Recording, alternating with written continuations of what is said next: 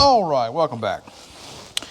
The cheap Harbor Freight digital timing light that I bought months and months ago still works, but it fails me in certain areas, and I thought, well, maybe I'll try something else. Something vintage, something older, and I kind of dig that. So we got a Mac timing advanced light model TL87. Thank you, eBay. Comes with a handy case, a little instruction manual on teaching you how to use it and teaching you how to use the dial back function, which this model is a dial back function, not digital, but the dial back portion works nonetheless. I've already tested it, but it has problems. There we go. Timing light TL87. Mac Tools. Good old-fashioned bulb in there. There's their connector. And the party piece is this excellent quality pickup, which is made out of metal. The power leads are excellent copper, very sturdy, very well made. You just don't see that kind of thing anymore. So the main problem with this timing light is this connection here where it plugs into the gun. It's flaky. It'll work sometimes, sometimes it won't work. Sometimes you can press it in there and hold it and it'll work. Well, that's unacceptable. So, you know, it's an eBay item. The guy on the ad actually said, I have not tested this. Don't know if it works or not. I'm like, okay, that's fine. I'll take a risk. It does work. It's just a little flaky, and I don't think it's anything we can't fix. So let's go ahead and dive in and see if we can fix this thing up a little bit. May just be a loose wire or, you know, maybe a loose contact or something.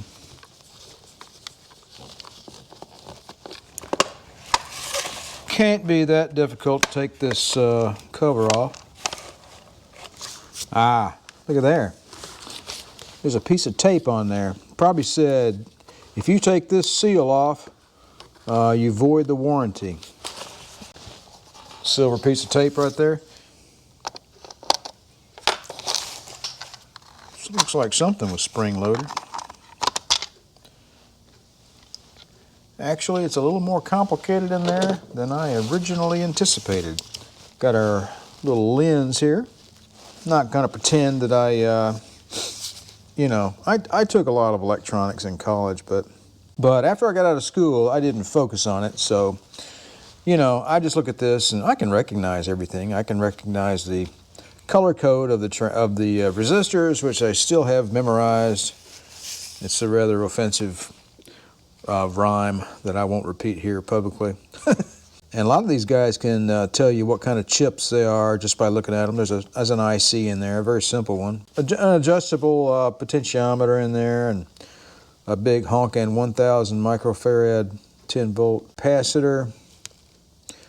There's a 400 ohm something or other. I don't know what that is. This big rascal here. Look at that rascal. I'm guessing that's a big old capacitor. Let's take the foam off of that and just, oh, they want to hide what it is. I'm sure electronics guys can look at it and go, they'll know exactly what it is, so I'm not going to worry about it too much. All I wanted to do was see if we could fix the flaky connector, which is right here. Nice and simple. Or it could be in the, here. So either one. If you were curious what the inside of an old Matco timing light looks like, how about that? Got some kind of a big old coil right there. And the main board, and that big honking foam wrapped capacitor. I'm assuming it's a cap. There's a potentiometer for the dial back function. And anyway, yeah, not a huge deal. I'm not going to pretend I know how all that stuff works. I just don't care anymore. I'm not going to beat myself up about it. I don't see anything in this 4-pin connector that makes me think that these are not, they're in perfect condition on the inside here. Let's just plug this in here. See how it, when you put them together, it's a nice fit. And I'm just going to come in here and see if I can't close these up a little bit. And right now I'm suspecting the problem is in there, because this just looks good. Could be corrosion on the inside of that, because these are not corroded. All right, let's just do a basic continuity check here. All right, where's the next one go? Number 3, number 4. That's the one that goes to the trigger. And I just barely touched that up in there. I didn't like shove it up in there, you know. So if it was flaky, you know, you would think it'd be a thing, right? So anyway. All right, so we got 4 pins in here. I guess 2 go to this and 2 go to this power here. I wonder if it's just a power thing as opposed to a signal thing. From the power wire to, just pick one. There it is. Got the first one right off the bat. Power's right there on the end. Negative, ground, probably next to it. Yep. All right, so power's probably not the issue. It's probably signal. That would leave this guy. I don't know that we can reach the inside of the coil in there without taking this thing apart. One of these is a little darker and possibly recessed. Never buy a Klein meter, they're just annoying. All right, so this one is recessed. Maybe we push it back down in there. I just now noticed that. Now, will it come back out? This one was pretty far down though. That might have been it. That was that one, so that goes where? It goes over here to the inductive pickup, not to the power. Pin number 1 actually. They're labeled 1, 2, 3, 4. Don't break it, Harris.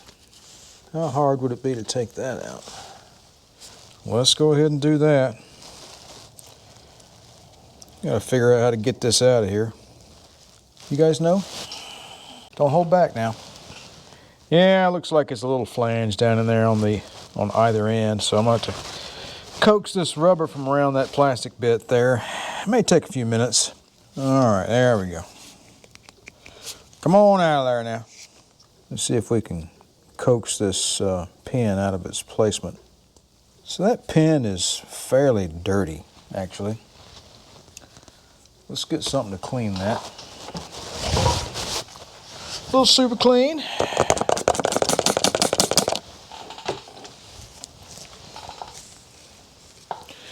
Had some debris on the end of it. Wasn't great. All right, I pulled each pin out of this thing, cleaned it up. I just slipped it out, rebent it, put it back in after cleaning it, so no big deal.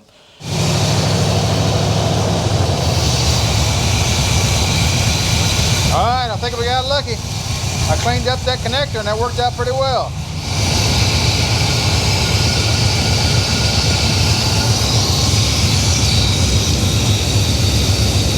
The dial back portion works really well, actually.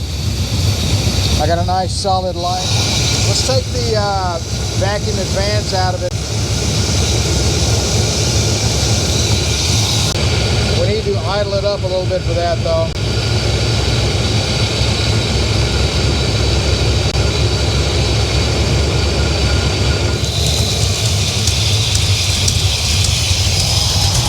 Doesn't like that. She likes vacuum advance.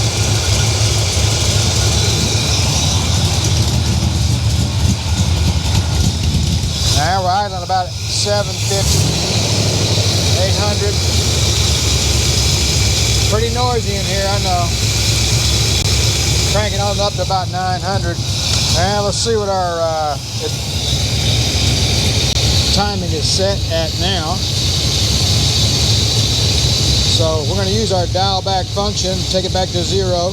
This is telling me 16. If I take it back to 0 and then look at it on the dial,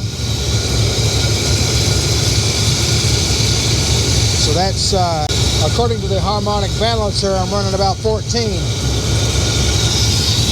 But according to the light, I'm at about, well, let's call it 15 actually. That's more, yeah. We're going to call it 15, which is perfectly fine. 14 or 15 of base idle is perfectly fine. Let's see what our all-in timing is. Let me set this to 25.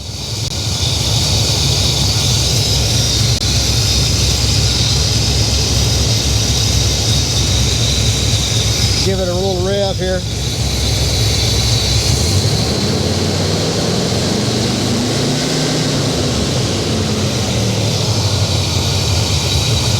I'm going to take it to 30.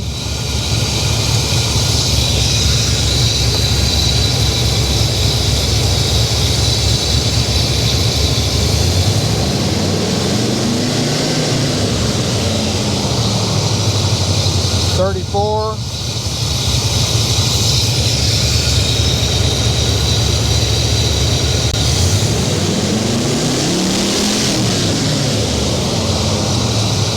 Yeah, we're all in. We're all in about, I'm going to do it one more time. I'm going to take it back to about 33.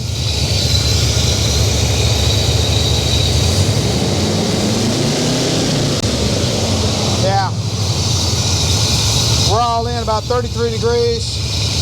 Optimum is 36, but I'm not building a race car, so we're going to have a little pad of, safety. We're going to have a safety margin. Yeah, that's it. So we're all in at 33. 36 is optimal for performance. Safety margin of 3 degrees. I think our timing is just fine. I couldn't do this with the other timing light. It just wasn't accurate enough. There you go, $140 Mac Tools TL87 eBay. A light repair is all she needed. All right, let's go ahead and put our timing advance back the way it was. That adds about 15 degrees. We'll take our idle back down to stock.